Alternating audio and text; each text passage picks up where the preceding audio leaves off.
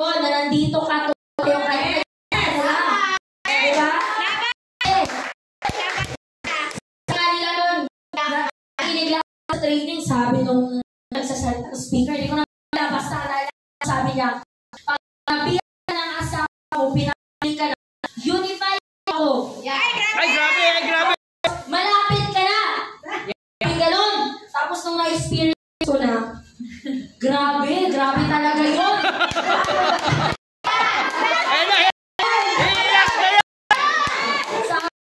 Lord, malapit na ito. Yung tipo, tapos naranasan mo yun, hindi ako malapit na ako. Kasi, noong time na yun, bumabagyo sa Bicol. So, yung Bicol kasi, ano yun, di ba? Bagyo. Kahit walang bagyo na din, pero normal yung malakas na hangin. So, nung napunta kami doon, tapos training, sabi ko sa kasi walang signal na bahay. Pupunta pa doon sa highway, kasi malayo talaga. So, hindi kaya lakarin. Sabi ko, ihatid mo ako doon. Siyempre, malayo pa ba akong pumunta doon? As in, ano talaga siya, yung mga lubi-lubi ba? Ano ba yan? Niyog! Yes. Tapos, walang mga ilaw-ilaw. So, natatakot ako. Tapos, mga putik-putik pa, ganyan. Sabi ko, ihatid mo ako sa sasakyan. Tapos, kahit punta tayo doon sa payment center. Kasi may payment center doon sa Bicol before. Nag-open kami before doon.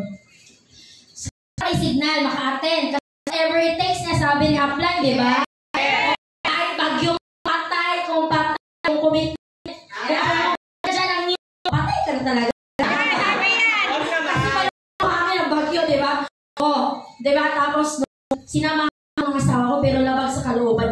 Nandyan siya, no? Nakalive! Diba, yes, apply, mamaya na. Patay! Apply pala ako. So, sabi nga, nandyan siya sa front seat.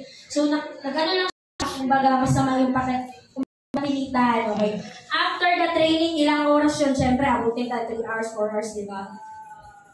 Uwi, sabi niya sa akin, bago pumasok sa niyugan, ang layo pa ng bahay nila, iniwan niya ako. At pinapili na niya ako. Ay, grabe! Unified daw ako. Sabi niya, ay, grabe! Eh, syempre, atapang. Bisaya! Sundalo ako. Marunong din ako. Grabe!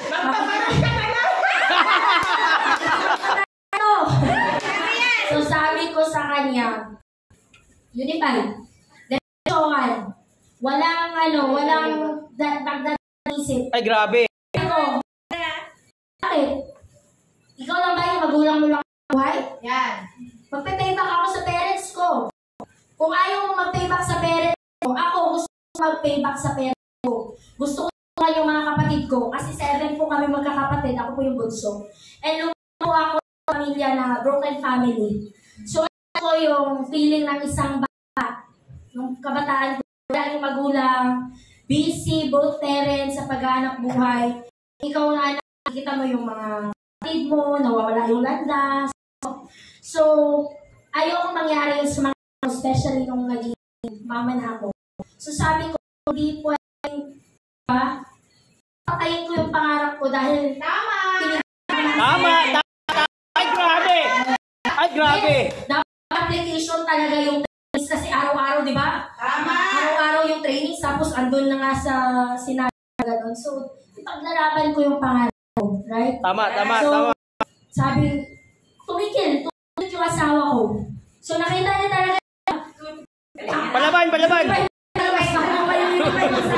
Alam mo yung ginawa niya? Inawanan niya ako sa sasakyan, tapos siya mag-isa. So ako, naiwan ko sa sasakyan na malakas ang hangin.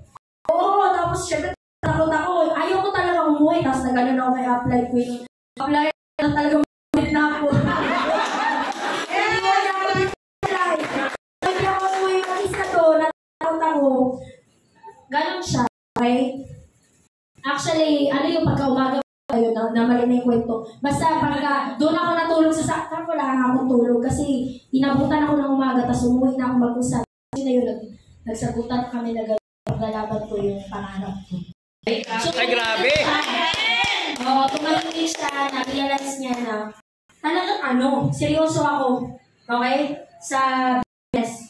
Kasi dati po siyang positive. Makita mo siya, nandito na supportive kayo. Yan. Grabe! Grabe! Sana all, power na power siya dati, makikita mo nag-a-attend, as in, mamimit pa. Pero ngayon, mabaliktad, negative na siya. So, dapat kong bilisan kasi naghihintay siya sa result ko. Ay, tama! Na nakaupo dyan, alam ko, nare-reject din kayo, no? Yes! Yung mga yan, lang talaga katapat. Pero lang talaga katapat kasi hinihintay nila yung result. Kaya pag nagkaano sa akin, pag malis ako, sasabihin, yan ba yan? May ano ba yan? Ganun-ganun siya. Kaya tingnan mo nung kumita ng 28,000 sa isang linggo. Pinag-gulat ko siya. Yes! Yung nakakaiba ko dati. So sabi ko, pangarap niya mag-Boracay. Ako kasi, hindi ko na pangarap. Ilang beses na ako nakabalik. Mga 3 times, 4 times.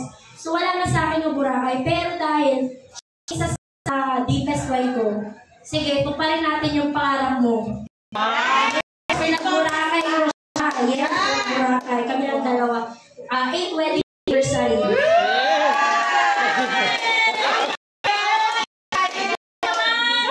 So, ayun, madami naging business partners sa akin. 2018, yung mga sundalo, ang dami talaga mga G dito lang, ang dami.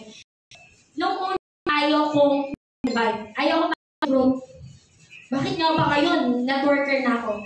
So, bakit? Kasi, una, gusto ko lang sa akin sila lahat mag-book ng ticket. Hindi pa kasi ako na-open mind ko na mag-networking kasi sa pagiging empleyado, ang hirap magpaalam. Pag umuwi ka alas 5, alisin ko. Kasi panay overtime kasi kami doon. Wala namang pay. Relate ka ba? Tama. Oo, sisilipin ka. So, magpa-5. Tapos, so, online ay offline ka lang. Pag dito, sa labas, lalo na pag sila press, sila apply chiming, hindi ka na makapasok kasi puno na dito. So, very tayo, may online na tayo. Pindutin na lang yan. Tapos, nakatulog ka pa. Diba? So, ano siya? Appreciate ko din yung live. And thankful ako kay Apply Queen kung nanonood ka ngayon kasi hindi ko pinaybi sabi ko dalo to eh. Kahit buntis ako, umahataw ako, pumupunta yan doon sa amin sa Taguig. No? Kahit maliit yung Taguig, turuan. Sabi nga niya sa akin, alam mo ba, takot ako kasi baka mag-react yung mo tapos buntis ka, ano, nagpupuyat na training. Ako din, hindi. Bahala ka dyan. Siyempre, yung mindset mo na iba natin kasi sundalo. Wala ka niyang ano ganyan. Puyat lang ba yan? So, mindset talaga. Yeah. Nakatulong din yung training ng sundalo na 6 months. Babaguhin ka talaga. Yung dating maarte ako, kaya lahat binago. Mas lalo yung unified yung mindset. Diba? Okay? Kasi, dumating sa buhay ko sa pag-empleyado na sa Lord, ako nag-grow dito. Hindi na siya nag-grow. And ako nakakita ng training sa hindi ako dito sa Unify. Ako every na narinig yung trainings. Diba stress sa work. Pag nakakita ng training, na i-recharge ko, full charge pa. So sabi ko, tapos kung dumating sa buhay ko, 20 actually, may masubok sa sabi ko, ako na resign. Sa mga ko, ko na sinatay na yaya. Kasi madaming dumaan na yaya.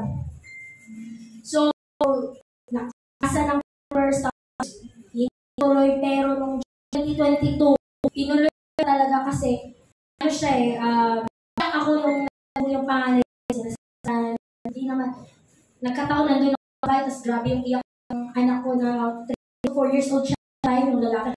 Ganun-ganun iyak niya, tapos sabi ko, natakot sa yaya. Yun, nalaman doon, tapos nasa talaga ako kasi, alam mo yung nakakita ko, pero hindi ko alam